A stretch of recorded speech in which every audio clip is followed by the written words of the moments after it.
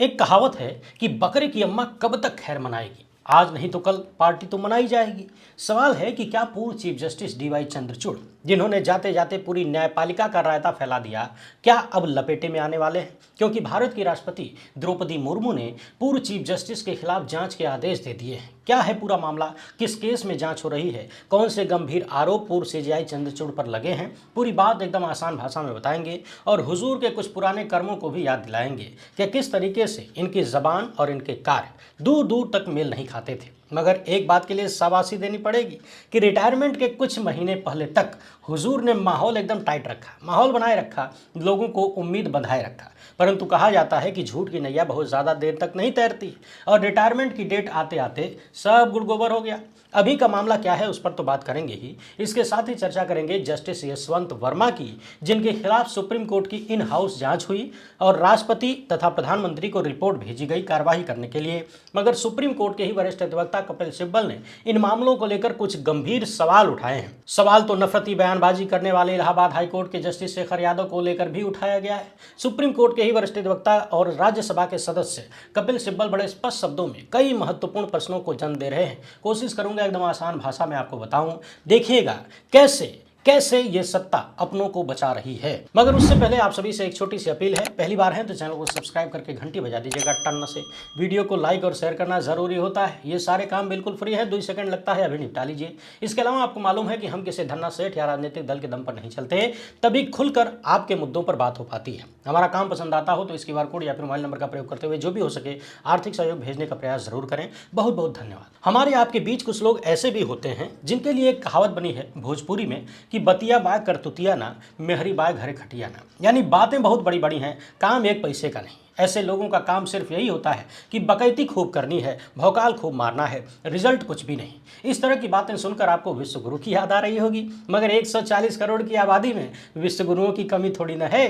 गणेश आरती में घंटी बजाने वाले और घंटी बजवाने वाले दोनों एक से बढ़कर एक विश्वगुरु थे। बकैती में टॉप, काम में फ्लॉप।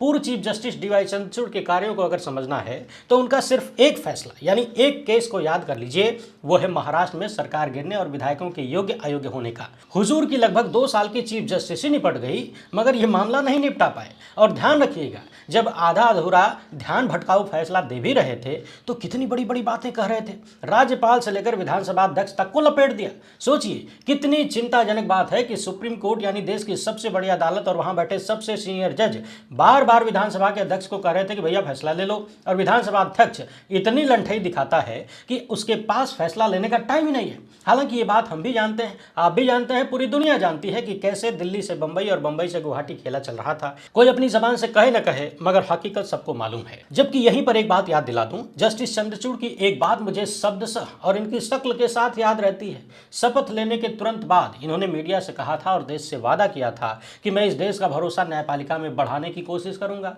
बनाए रखने का काम करूंगा, सिर्फ अपने शब्दों से नहीं बल्कि अपने कार्यों से भी। यानी पहले ही दिन जो बात कही थी उसी के ठीक उलट काम करते रहे।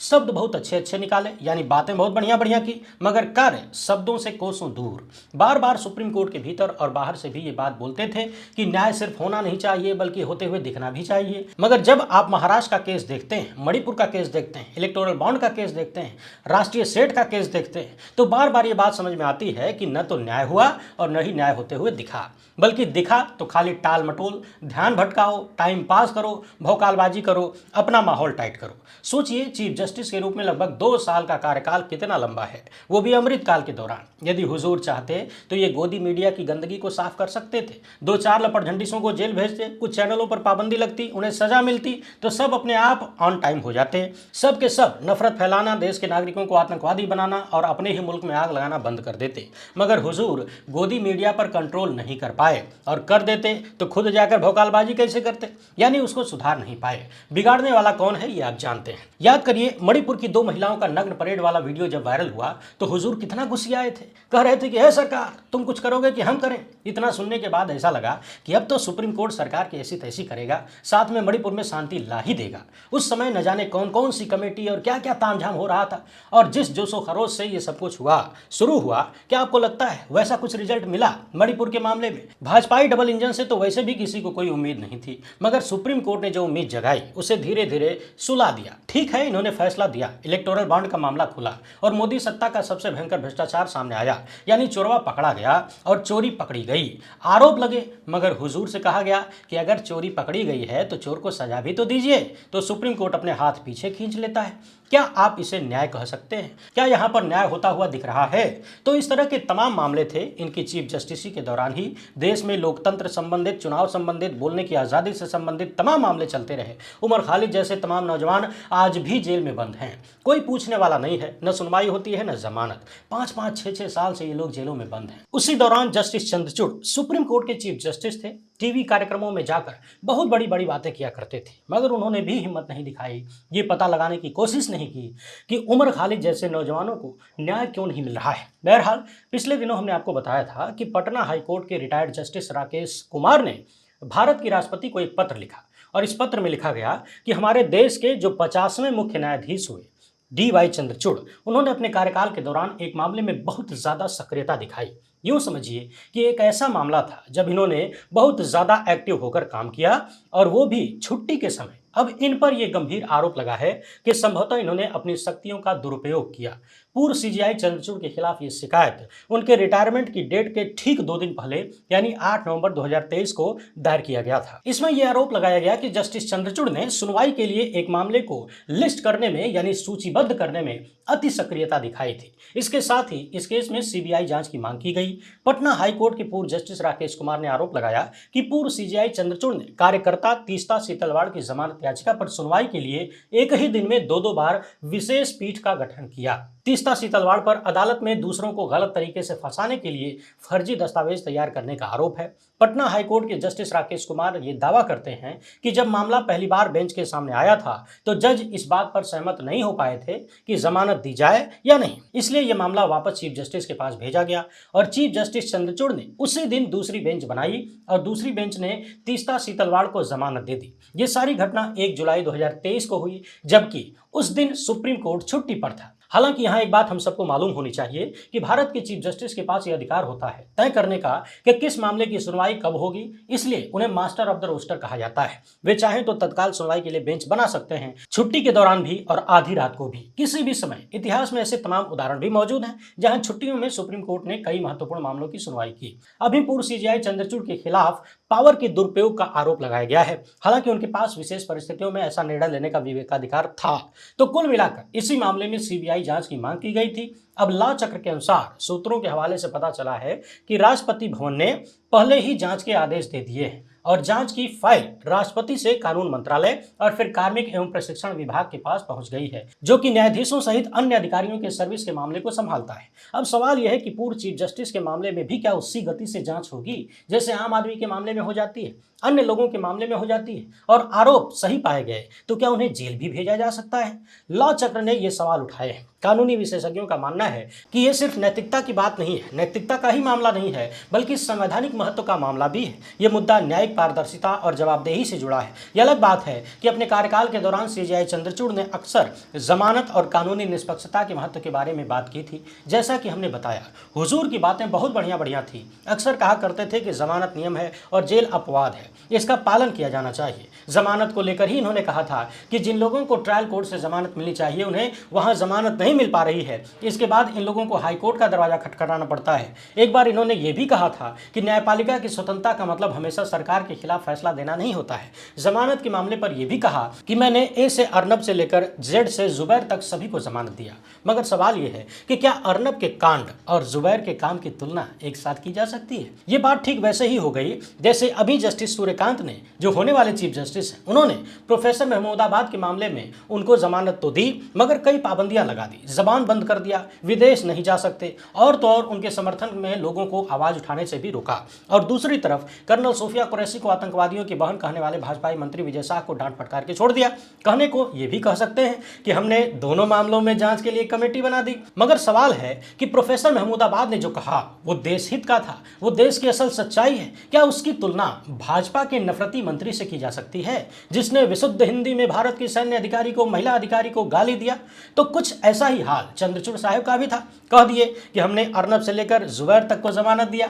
बताइए कहां अर्नब और कहां जुबैर? एक तरफ वो अर्नब है जिस पर आरोप है कि वो पाकिस्तानियों को पैसे देकर भारत को गाली दिलवाता है, और दूसरी तरफ देश का जुबैर है जो भारत पाकिस्तान तनाव के बीच पूरी रात जागकर पाकिस्तान के झूठों को परास्त करता है, और तो और IT सेल के गुर्गों के झूठों को भी पकड़ के देश के सामने रखता है। यानी देश का हजारों करोड़ का गोदी मीडिया झूठ पर झूठ फैला रहा था, पाकिस्तान की तरह ही सच को छुपा रहा था, और जुबैर तथा उनकी टीम लगातार देश को झूठ से बचाने का काम कर रही थी। तो बात वही है कि एक ही डंडे से सबको कैसे हाँक सकते हैं, जबकि बातें अलग अलग है, मामला अलग अलग है। तो ये बचने का एक तरीका होता है जो पूर्व चीफ जस्टिस चंद्रचूड़ अपना रहे थे। और ध्यान रखिएगा, यही फार्मूला केंचुआ के राजीव कुमार ने भी अपनाया जब उनसे पूछा गया कि प्रधानमंत्री मोदी और उनकी पार्टी के तमाम नेता जैसे JP नड्डा वगैरह बार बार झूठ बोल रहे हैं, नफरती भाषण दे रहे हैं, क्या आप उनके खिलाफ कार्रवाई करेंगे? सस्ते शायर ने कह दिया कि हमने दो बड़ी पार्टियों के दो बड़े नेताओं पर कार्रवाई न करने का फैसला लिया है, उन पर छोड़ दिया है। यानी जो गलती कर रहा है उसको भी छोड़ रहे हैं, जो गलती नहीं कर रहा है उसको भी छोड़ रहे हैं। अब सामान्य व्यक्ति को लगेगा